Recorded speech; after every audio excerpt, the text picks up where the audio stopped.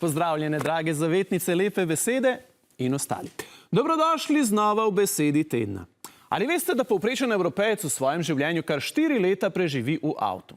Predvidevamo, da povprečen slovenski voznik vsaj eno od teh 4 let preživi v zastoju na ljubljanski obvoznici, na primorski avtocesti, pred predorom Karavanke in še kje. Zastoji na avtocestah so še posebej očitni v prazničnem času, v turistični sezoni in seveda, ko pade sneg. Vse bolj pereči pa so tudi ob čisto navadnih delovnih dneh.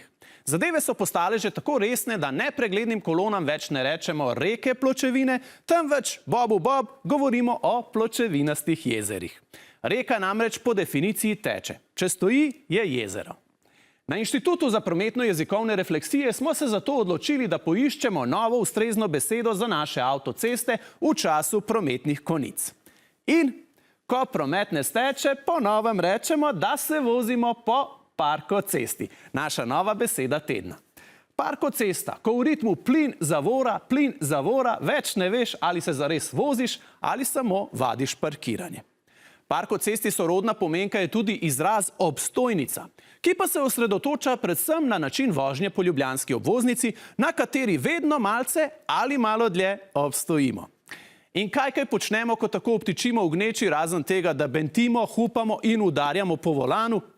Marsikdo ta čas izkoristi za poslušanje radija ali kakšnih drugih audio vsebin, nekateri ta čas izrabijo za malico, veliko pa jih zastoje izkoristi za tiste telefonske klice, za katere sicer nimajo časa.